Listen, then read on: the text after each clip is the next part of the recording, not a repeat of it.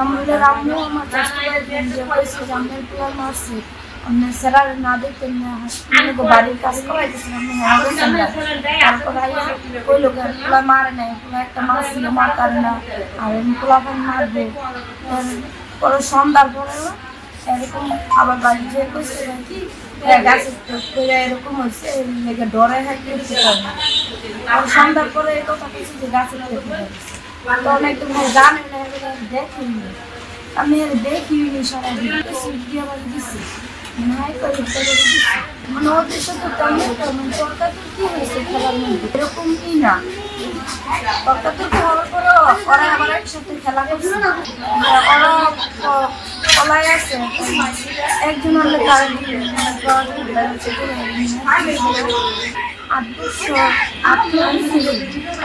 ছোট ভাই বলছে রূপগঞ্জ থানা ডিংরাগো এলাকা থেকে যে ঘটনাটা বলছি, গত শুক্রবার মনে হয় 23 তারিখ দুপুর 12টা থেকে 1টার ভিতরে তখন আমার বাচ্চাকে রাইখা আমি আমার আরেক বাড়িতে সরকারি সাবমার্সিবল গাড়ার জন্য ওইখানে চলে যাই আমার ছোট বাচ্চাকে নিয়ে। তো তখন আমার বাচ্চা আর পাশের বাড়ির বাচ্চা আম পাড়তে যায় গাছের মধ্যে। তো আম পাড়তে যাওয়ার সময় আমার বাচ্চার হাত থেকেই মনে হয় উঠতে চাইছিল, উঠতে যাইয়া বাচ্চাটা পড়ে যায়নি। তো পড়ার পরে বাচ্চাটা অনেকটাই জখম হয় কপালের ভিতরে, তারপর বাচ্চাটার সেন্স হারায় যায়। যদি আমার বাচ্চা অন্যায় করে থাকে বা যাই কিছু হয় আইন অনুযায়ী তার সাজা হবে।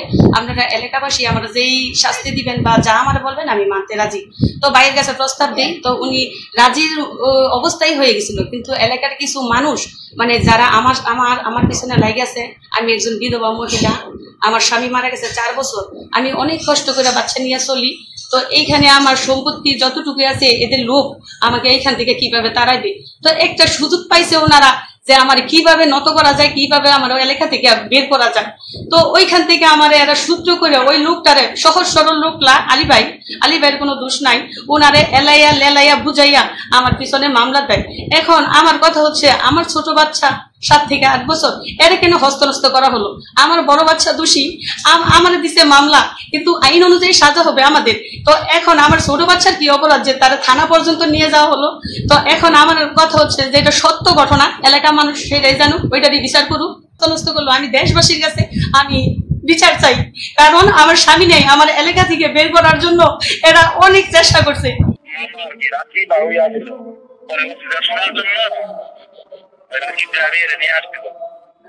জিজ্ঞেস করতে যে কি খবর পরে আমি বললো যে আসলে আমি আমার মা ছিল না, ওদের নাম তো আমি দিতে পারা দিয়ে দিই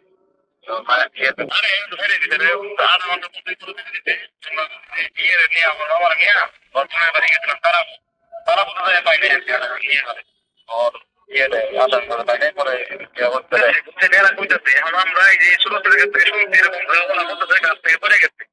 এখন তো আপনার যদি দেখতেন ওটাও কিন্তু দিচ্ছি, ওটার বয়স 14 বছর। এখন তো মিডিয়া তো মনে করেন সবসময় এইটা দিয়ে দিচ্ছে, মানে এই কুকুরটা দিয়ে দিচ্ছে। এই কারণে মনে করেন বেশি আলোচিত হয়ে গেছে। ডিআইজি স্যার ওখানকে ফোন দিয়ে বলতে এরকম একটা ঘটনা আছে, স্বামী তত্ত্ব না আমি তো আমরা চেষ্টাই করতেছি।